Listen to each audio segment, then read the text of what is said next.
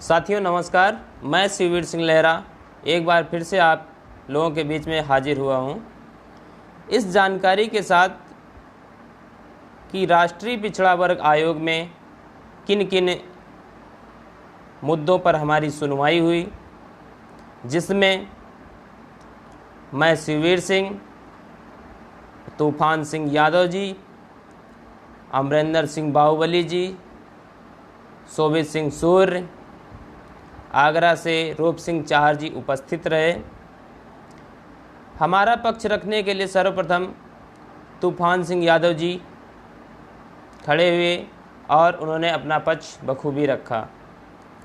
सर्वप्रथम बात हमारे 68,500 के प्रस्ताव की हुई जो हमारे पीएनपी से भेजा जाता है। सर्वप्रथम प्रस्ताव वर्तमान में रही पीएनपी सचिव सुप्ता मैम के द्वारा भेजा गया, जिसमें 90 और 82 अंक का पासिंग मार्क रखा गया, जिसमें आरक्षित वर्ग के लिए 55% यानी 82 अंक और अनारक्षित शब्द का प्रयोग किया गया, जिसमें जनरल 90 अंक रखा गया। इस चीज़ का जिक्र किया गया इसमें कि आरक्षित और अनारक्षित शब्द लिखा जाएगा। उसके तत्पश्चात यह प्रस्ताव 1/12/2017 को शासन को भेजा गया, जिसमें शासन ने अपने स्तर से इसमें संशोधन करने के लिए एक बैठक बुलाई और पीएनपी सचिव पर दबाव बनाया गया कि इस प्रस्ताव को खारिज करते हुए दूसरा प्रस्ताव भेजा जाए, जिसमें दूसरा प्रस्ताव 20/12/2017 को पुनः भेजा गया, जिसमें यह प्रस्ताव में दर्शाया गया कि अब हमारी परीक्षा 68,000 की लिखित परीक्षा होगी, जिसमें 45% सामान्य व अन्य पिछड़ा वर्ग शब्द का प्रयोग किया गया और 40% अंक अनुसूचित जाति अनुसूचित जनजाति के लिए निर्धारित किया गया। जो सामान्य व अन्य पिछड़ा वर्ग शब्द है, हमारे आयोग में पिछड़ों के और अन्य सभी आरक्षित वर्गों के लिए एक शासनादेश जारी हुआ था 2014 में 3 सितंबर 2014 को, जिसमें ये साफ शब्दों में लिखा गया था कि कोई भी वैकेंसी के लिए कोई शासनादेश जारी किया जाता है यदि, तो उसमें किसी जाति जैसे कि विकलांग, भूतपूर्व सैनिक, स्वतंत्रता संग्राम सेनानी, पिछड़े, अनुसूचित ऐसे शब्दों का प्रयोग नहीं करना है, जबकि यह लिखा गया आरक्षित और अनारक्षित शब्द का प्रयोग होगा, जिसके अंतर्गत आरक्षित में सभी आरक्षित जातियां आएंगी और अनारक्षित में सामान्य वर्ग आएगा। इसका उल्लंघन हमारे अपर मुख्य सचिव के द्वारा, वर्तमान में अपर मुख्य सचिव के द्वारा किया गया। इस बात को माननीय पीएनपी सचिव वर्तमान श्री अनिल भूषण चतुर्वेदी जी ने कई बार जिक्र किया, लेकिन वो अपने मंसूबों में कहाँ चूकने वाले। उन्होंने इस बात का बार बार जिक्र किया, यह भर्ती एक पात्रता है, ना कि नौकरी के लिए है। इसका खंडन करते हुए हमारे तूफान सिंह भैया जी ने इस बात को रखा कि हम इस बात का कहीं पर जिक्र ही नहीं करते हैं कि आप हमें नौकरी दें, हमें आप उत्तीर्ण करें, और आप इस बात का जिक्र करते हैं कि मैंने 55 से 60 को कम करते हुए 40 और 45 में तब्दील कर दिया। तो इस बात का हम लोगों ने बार बार इस शब्द को पूछा कि आपने 40 और 45 तो किया, लेकिन आपने आरक्षित और अनारक्षित शब्द को कहाँ पे गायब कर दिया। आरक्षित शब्द का प्रयोग आपने क्यों नहीं किया। आरक्षित आप करते तो आज स्थितियाँ कुछ और होती, और आरक्षित में सभी आए हुए वर्ग, चाहे पिछड़ा वर्ग हो, चाहे भूतपूर्व सैनिक हो, स्वतंत्र संग्राम सेनानी हो, हमारे पीएच हो, 4 वर्गों का जो नुकसान हुआ, यह नुकसान आज हम लोगों को नहीं देखना पड़ता। इस संबंध में माननीय राष्ट्रीय पिछड़ा वर्ग आयोग ने महोदय पीएनपी सचिव को एक लेटर जारी किया, जिसमें कई बिंदुओं पर जवाब मांगे हैं।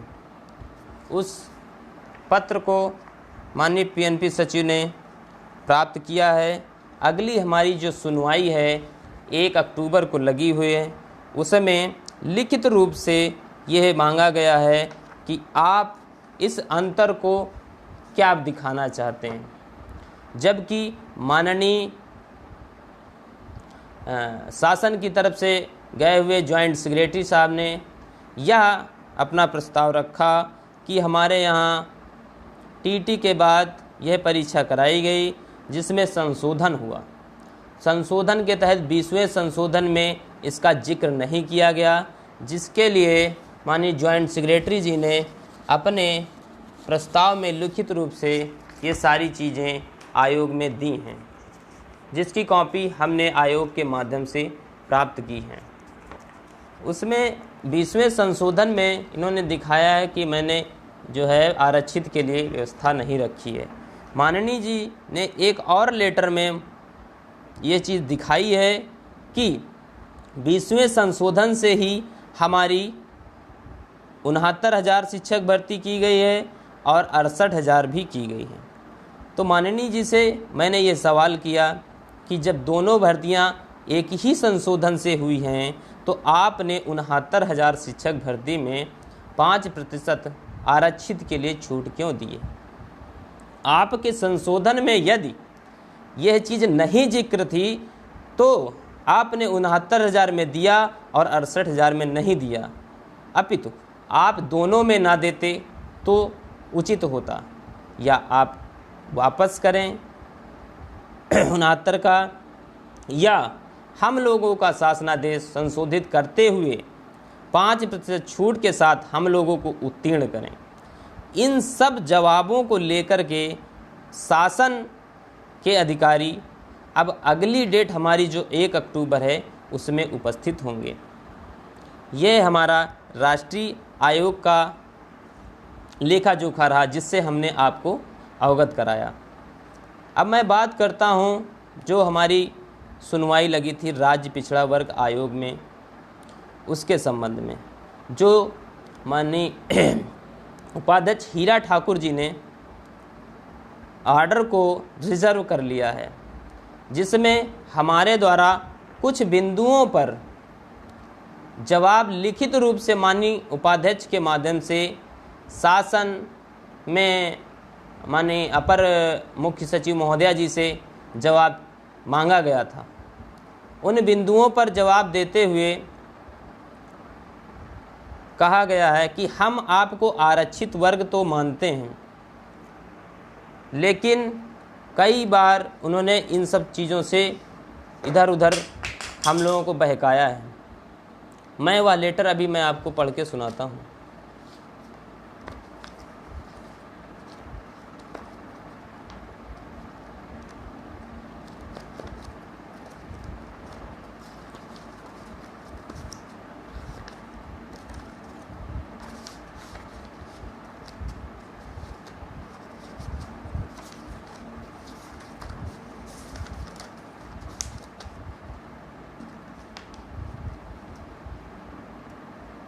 और यह हमारे राज्य आयोग का एक लेटर है,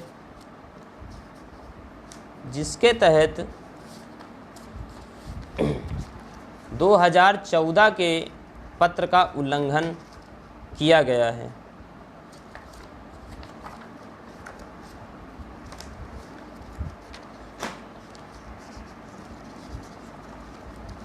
साथियों, अभी ऑर्डर हमारा रिजर्व हुआ है, ना कि अभी पब्लिश हुआ है। कुछ लोग इस भ्रम में हैं कि फैसला हमारे ही हक में निश्चित रूप से आएगा।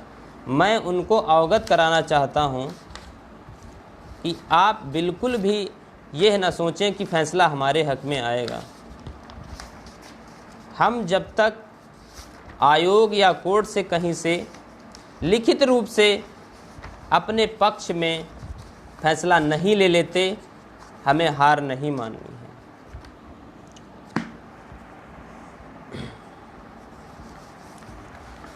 सर्वप्रथम हम उस पत्र से अवगत कराना चाहेंगे।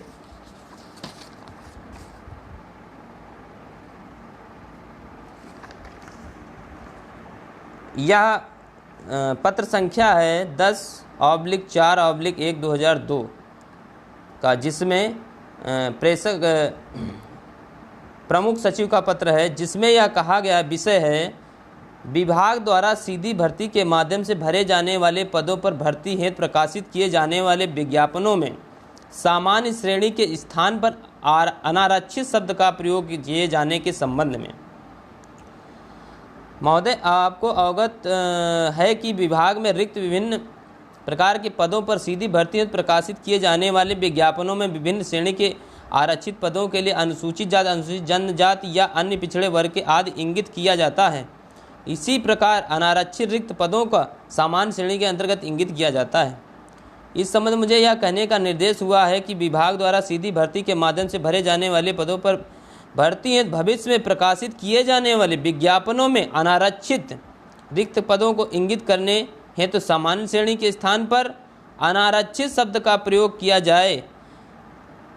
जैसे कि सीधी भर्ती में आरक्षण लागू किए जाने के रोस्टर विषयक अधिसूचना संख्या 4/1/2001 कार्मिक 2 दिनांक 25 जून 2001 में उल्लंघित किया गया है। ये हमारा वह पत्र रहा जो आयोग में ये शब्द लिख करके उल्लंघन किया गया है।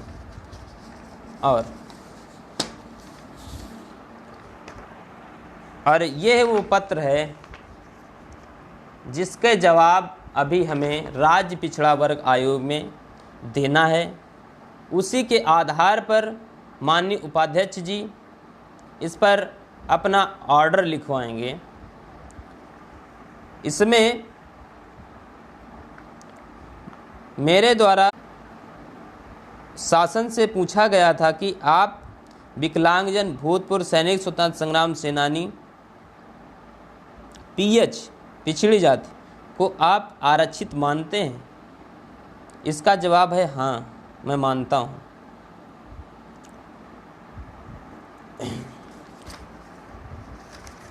जब आप आरक्षित वर्ग मानते हैं तो आप छूट क्यों नहीं देंगे? पहला जवाब मेरा था।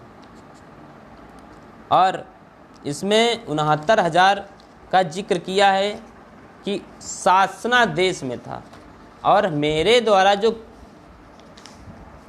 अपील की गई है उसमें शासनादेश को ही चैलेंज किया गया है। इस बात को PNP सचिव महोदय ने उपाध्यक्ष को बताया कि महोदय, शासनादेश को ये चैलेंज नहीं कर सकते, जबकि शासनादेश बनाया ही जाता है बार बार बदलने के लिए। यह आयोगों के माध्यम से हमें जानकारी मिली है। जब आप संविधान में संशोधन कर सकते हैं, विधेयक में संशोधन कर सकते हैं, तो शासनादेश में क्यों नहीं कर सकते हैं? और फिर यह एक जानी समझी रणनीति थी शासन की कि हम आरक्षित वर्गों को लाभ ना दे करके अनारक्षितों को लाभ पहुंचाया जाए। उस साजिश के हम आरक्षित वर्ग शिकारी हुए हैं और हमें अपनी लड़ाई अंतिम दौर तक लड़ना है। मैं इस लड़ाई में आप लोगों के सहयोग से कतई पीछे हटने वाला नहीं हूं। इससे पहले मैं पिछले 1.5 वर्षों से राज्य पिछड़ा आयोग में इस केस को लगातार लड़ रहा था। मैंने किसी भी व्यक्ति से कोई भी सहयोग की कोई अपेक्षा नहीं की। मैंने लगातार जाकर के अपनी पैरवी की, लोगों से मिला, मैंने किसी से कोई इच्छा नहीं रखी। लेकिन जब मुझे यह लगा कि अब मुझे आप लोगों के सहयोग की आवश्यकता है, तब मैंने इस सोशल मीडिया अन्य माध्यमों से आप लोगों से जुड़ने का प्रयास किया। इसी का हमारे साथी रूप सिंह चाहर आगरा से माननीय हाई कोर्ट में केस किया है, उसका काउंटर कॉल 6 मार्च 2020 को हुआ था। अभी तक काउंटर कोर्ट में दाखिल नहीं किया गया है। लगातार माननीय पीएनपी सचिव के द्वारा ढील दी जा रही है। 68,500 को लेकर माननीय पीएनपी सचिव के मन में कहीं न कहीं आरक्षितों को दबाने का एक विचार चलता है। वह लगातार इस बात को जिक्र करते हैं कि ये आरक्षित वर्ग के लोग लगातार हमें टारगेट कर रहे हैं, विशेषकर मैं और हमारे साथी तूफान सिंह जी, जो शायद इस समय हमें देख रहे होंगे, जो अभी हमें छोड़ने के बाद इलाहाबाद के लिए निकले हुए हैं और शायद अभी रास्ते में सफ़र कर रहे होंगे, जैसा कि मुझे लगता है। विशेषकर हम लोगों पे उनकी पैनी नज़र है और इसी का शिकार हमें बनाया। सर्वप्रथम मूल्यांकन में हमारे 62 अंक आए हुए थे, तत्पश्चात अंकों में बढ़ोतरी होते हुए 64, और इस बार 64-20 में मैं भी था, मैंने भी पुनर्मूल्यांकन कराया था, लेकिन माननीय पीएनपी सचिव के द्वारा हमें 60 अंक प्रदान किए गए। मैं तो माननीय सचिव जी से पूछता था कि माननीय आप 1 अंक और कम कर देते तो शायद मैं आपके सामने ना खड़ा होता।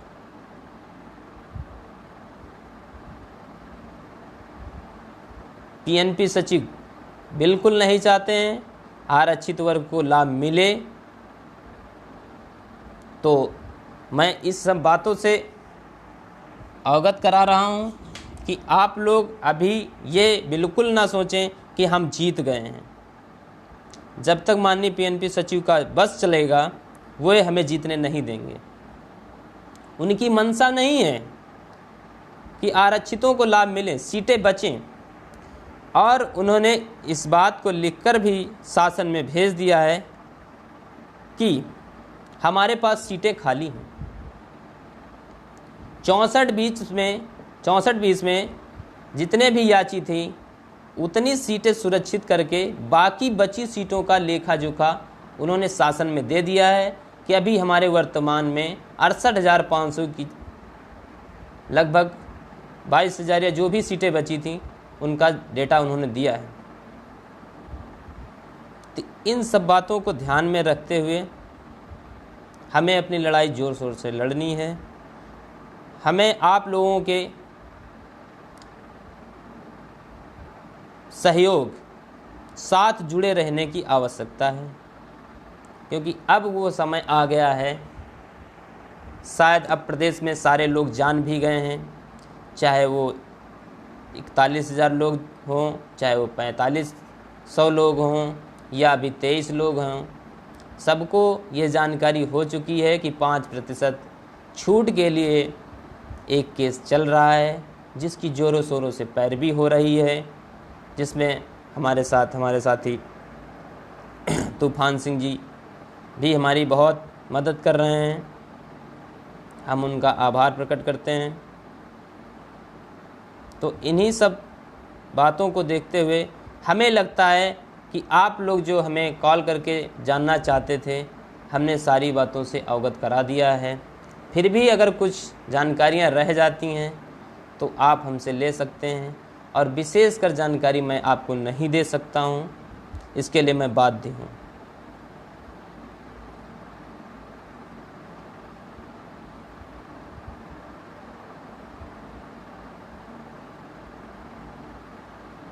और मैं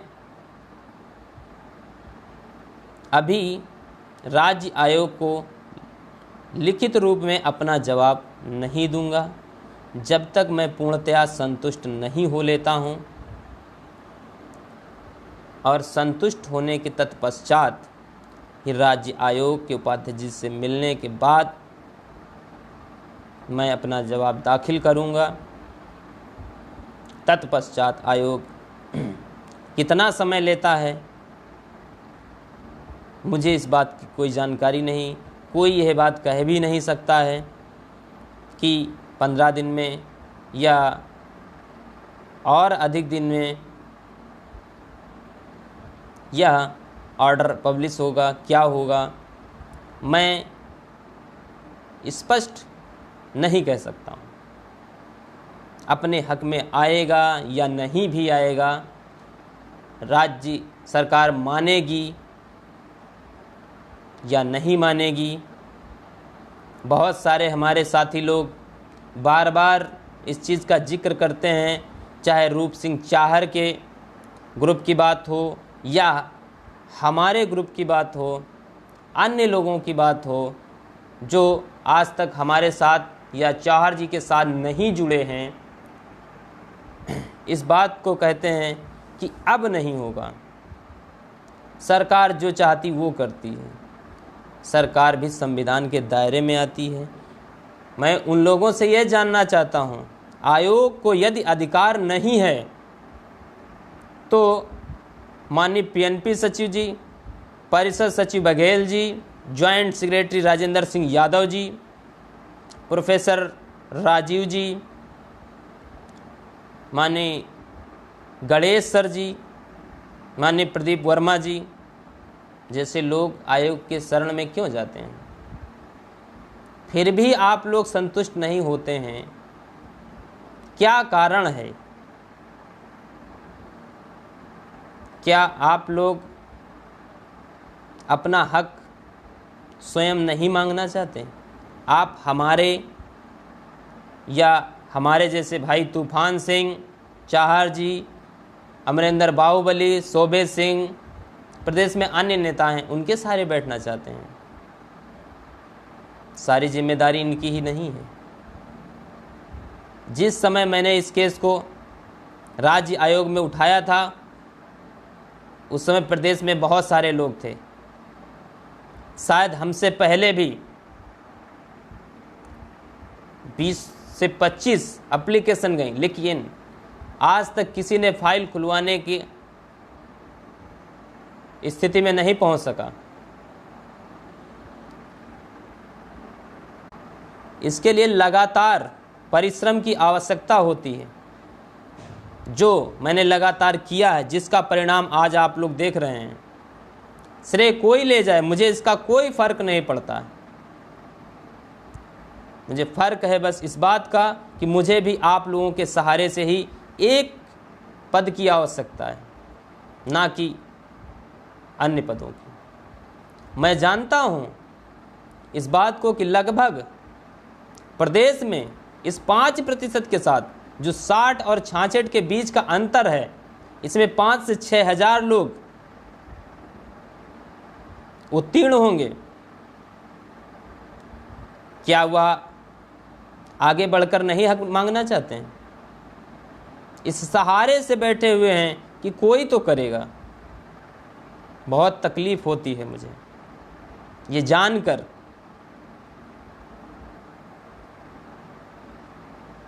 कि आप लोग उत्तीर्ण, जो सहजता से उत्तीर्ण हो सकते हैं, उसके लिए आप आगे बढ़कर नहीं आ रहे हैं, और जो 30-33 जैसा लक्ष्य जो असंभव जैसा हमें दिखता है, बाकी मैं किसी की निंदा नहीं करना चाहता हूं, 30-33 हो या कोई और ग्रुप हो, उसके लिए आप सदैव तत्पर रहते हैं। फिर भी आप हमारे साथ रहेंगे तब भी, नहीं रहेंगे तब भी मैं ये जिम्मेदारी लेता हूं कि 5% की जब तक मैं हूं, मैं लड़ता रहूंगा, क्योंकि ये मेरा हक है। शासन की मंशा हो या ना हो,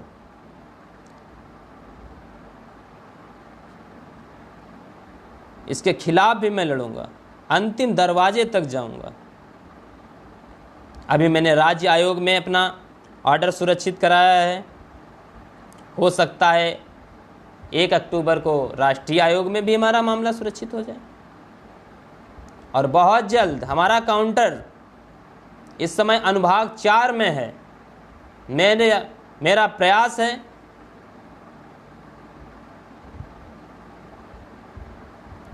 एक हफ्ता 10 दिन के अंदर हम उस काउंटर को कोर्ट तक पहुंचाने का प्रयास करेंगे और मैं लगातार इसके लिए प्रयासरत हूं।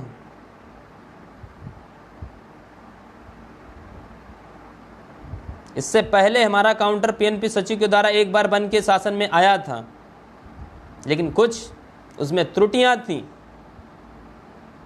इस कारण से वह पुनः पीएनपी सचिव के यहाँ भेजा गया और वहाँ से वापस आ चुका है।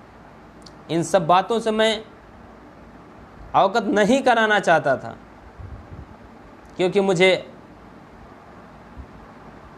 इस बात की चिंता थी कि मुझे ये लगता है कि ये 5% छूट का होना अनिवार्य है, ना कि लोगों को बताना। लेकिन इतने मैसेज, इतने कॉल, चाहे मैं हूँ या रूप सिंह चाहर हूँ, तूफान सिंह यादव हूँ, सबके पास एक एक बंदा वही मेरे पास कॉल करके पूछेगा, वही रूप सिंह चाहर को पूछेगा, वही तूफान सिंह जी को कॉल करके पूछता है। बड़ी तकलीफ होती है। आप घर में बैठकर पूछ सकते हैं, आप आगे बढ़ के नहीं आ सकते हैं। क्यों नहीं आ सकते हैं?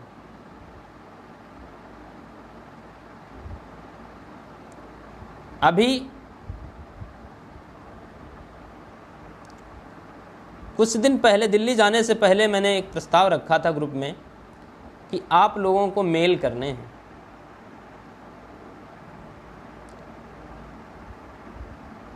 दिन सोमवार था, मैं लखनऊ सुनवाई में था। मैंने अखिल भाई के माध्यम से ग्रुप में ये मैसेज डलवाया कि आप लोग माननीय अपर मुख्य सचिव महोदया, माननीय महानिदेशक डीजी सर के लिए, शासन में जितने लोग हैं सबके लिए मेल ग्रुप में डलवाएं। लेटर डलवाया कि आप लोग मेल करिए, घर पे बैठ के केवल मेल कर दीजिए। आपने वो भी काम बखूबी नहीं किया। मैं उन लोगों से कहता हूं जो मेरे ग्रुप में हैं, और जो लोग नहीं हैं और मुझे देख रहे हैं या सुन पा रहे हैं, उन लोगों की भी ये जिम्मेदारी है। अगर आप 60 और 66 के बीच में आते हैं, आरक्षित वर्ग में हैं, तो महज 27 मेल पहुंचे थे। आश्चर्य हो गया मुझे यह देखकर कि हमारे ग्रुप में इतनी संख्या होने के बावजूद ग्रुप वाले ही व्यक्ति करते, तब भी पर्याप्त मेल जा सकते थे, लेकिन महज 27 मेल पहुंचे। फिर भी मैं खुश था कि चलो 27 तो हैं। ये स्थितियां हैं हमारे आरक्षित वर्ग की। आप बैठ के मजे लेते हैं घर पे, हम लोग लगातार दौड़ते हैं। जिस दिन हम सुनवाई के लिए हम लोग निकलते हैं, आप लोग उतनी ही तेजी से, जितनी तेजी से हम आगे बढ़ते हैं, आप उतनी तेजी से मैसेज और कॉल करते हैं, इसलिए कि आपको तुरंत जानकारी चाहिए। इसलिए आपको इससे कोई फर्क नहीं पड़ता कि आप किस स्थिति में हैं, कहाँ हैं, कोई फर्क नहीं पड़ता आपको।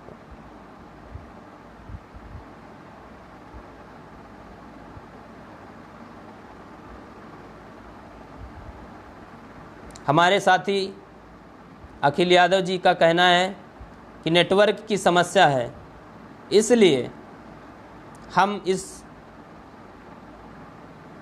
लाइव को यहीं रोकते हैं। अगली बार हम आपसे पुनः राज्य आयोग में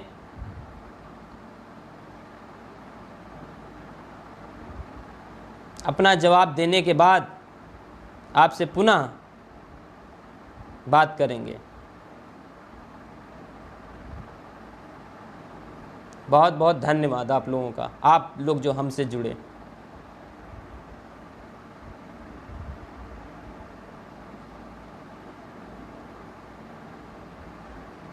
और मैं आप लोगों को एक बात और अवगत करा देना चाह रहा हूँ कल हमारा एक अकाउंट जारी होगा और आप हमारे ग्रुप से जुड़िए, आप हमसे बात करिए, आप हमसे सवाल करिए, हम आपके सवालों का जवाब देंगे, लेकिन समय देखकर सवाल करिए।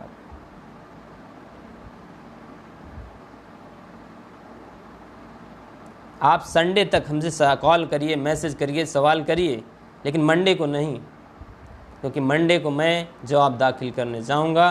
कल हमारा एक अकाउंट जारी होगा जिसकी जानकारी आप कॉल से ले सकते हैं। और इसके लिए बहुत बहुत धन्यवाद जो आप लोगों ने हमको देखा।